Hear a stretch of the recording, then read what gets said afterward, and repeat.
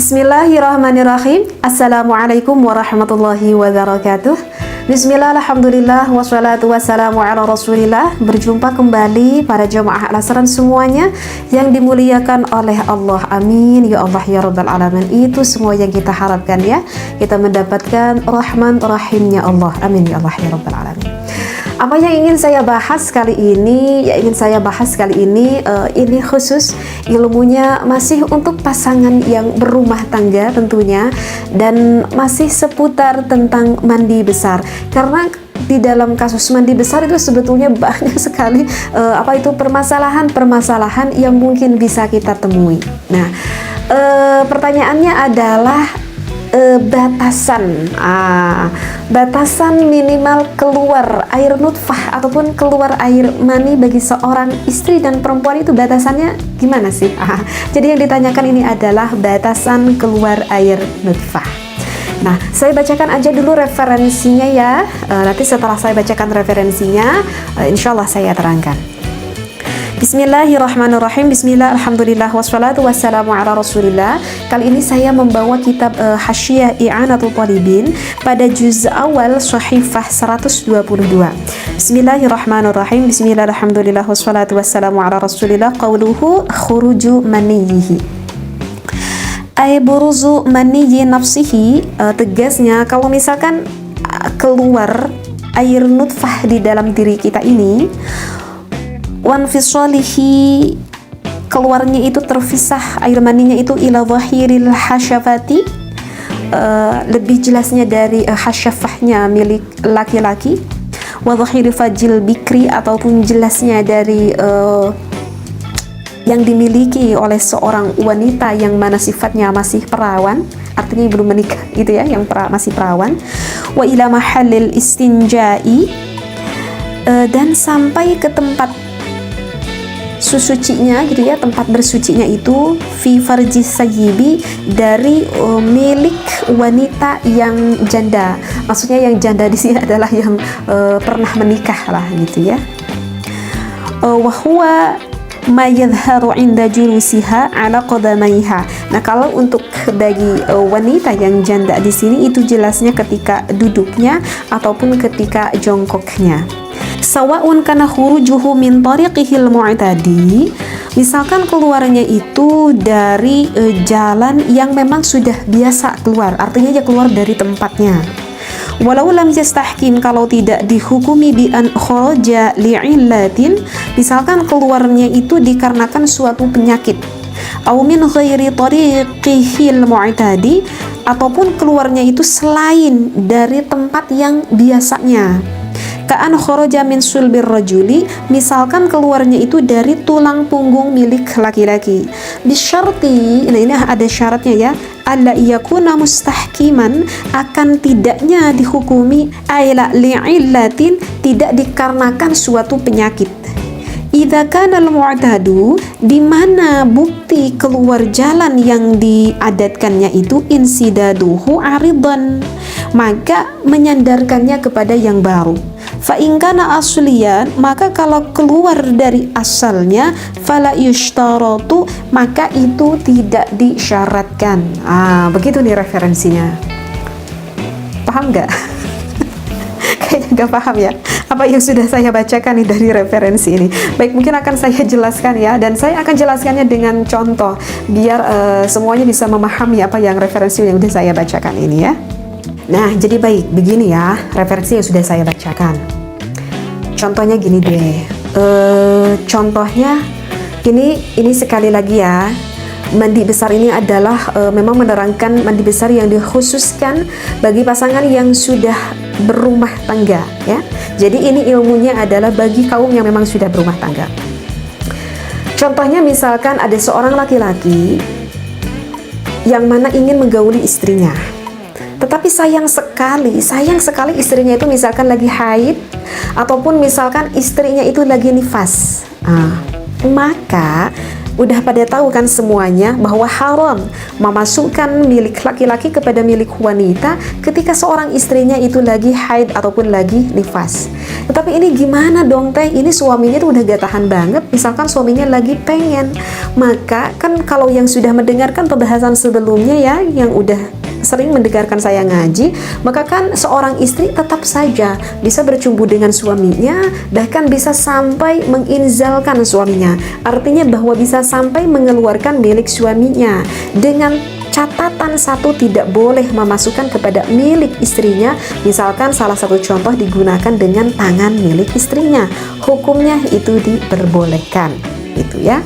Biar jelas nih saya kasih contoh. Nah, pada suatu waktu laki-laki tersebut misalkan ini mohon maaf banget ya sekali lagi nih pembahasan ini ya, tetapi coba berpikir positif, coba yang diterangkan adalah ilmunya ya, ilmunya yang didengar. Misalkan ketika sang istri sedang memegang milik suaminya, bahkan yang milik suaminya itu udah sampai mau inzal. Artinya inzal itu udah mau sampai keluar milik suaminya itu. Nah, dan memang sudah terlihat keluarnya itu baru sangat sedikit sekali baru keluar, sudah nampak terlihat dari dari ujung lubang milik laki-laki, gitu ya, baru sedikit terlihat, ya, belum semuanya. Nah, ketika baru udah pas mau keluar misalkan ada sesuatu hal yang sangat mengagetkan. Ya contohnya bisa apa aja deh, sesuatu hal yang mengagetkan gitu ya, sehingga konsentrasi suaminya itu terganggu sekali gitu. Ya, misalkan apa ya contohnya ya, misalkan di luar itu ada musibah kali, misalkan tahu-tahu gempa bumi misalkan, ataupun ada suatu kebakaran misalkan, ataupun terdengar di luar rumah langsung terdengar ada suatu teriakan anak kita yang seperti menangis kesakitan misalkan, gitu. Itu kan bisa langsung ngedrop gitu konsentrasinya kan. Ini kan contohnya gitu biar terbayang gitu ya. Jadi memang udah mau nampak keluar dari ujungnya, bahkan sudah terlihat baru sedikit aja, tapi itu suaminya udah keburu kaget gitu ya. Ataupun sama kasusnya dari misalkan salah satu contohnya, misalkan ini perempuannya gitu, udah mau keluar dari itu udah keburu kaget gitu, sehingga mau keluar semuanya itu tidak terjadi karena saking kagetnya itu gitu. Tetapi udah sedikit sekali nampak terlihat dari ujung lubang milik suami itu. Nah, dengan kasus seperti ini, apakah seorang suami itu mewajibkan untuk melakukan mandi besar? Maka yang barusan dari referensi yang sudah saya bacakan itu hukumnya tetap mewajibkan untuk melakukan mandi besar karena udah sedikit keluar, meskipun itu sedikit. Berbeda ya dengan video-video yang sebelumnya yang pernah saya terangkan, udah mau keluar banget suaminya tetapi belum sempat keluar air nutfahnya, maka itu tidak mewajibkan mandi besar. Kalau ini kan udah sempat nih keluar sedikit gitu ya, tetapi sisanya belum sempat dikeluarkan semuanya karena saking kagetnya seperti itu. Nah, misalkan anaknya yang misalkan terjadi kecelakaan di luar gitu, anak kecil sampai nangis teriak-teriak sampai kaget gitu suaminya, ketika berjalan melihat langsung keluar rumah, misalkan sisanya air nutfah itu misalkan keluar, maka itu adalah mewajibkan mandi besar. Mau sisanya keluar, mau sisanya tidak keluar, itu tetap mewajibkan melakukan mandi besar. Nah, itu yang dikatakan batasan minimal keluar air nutfah milik suami ataupun milik istri. Bisa dipahami dari contoh ini ya. Ini meski tahu pasangan suami istri, karena mungkin hal ini mungkin aja terjadi ya, mungkin aja. Dan begitu juga bagi perempuan. Nah, tadi saya membahas ada wanita yang masih perawan dan juga wanita yang masih janda tanda keluarnya. Tapi ya, kalau untuk perempuan dari referensi yang sudah saya bacakan, saya khawatir para perempuan itu nggak terlalu paham akan dari referensi dari hanya tanda itu saja, karena keluarnya air nutfah laki-laki dan perempuan itu ada sedikit perbedaan.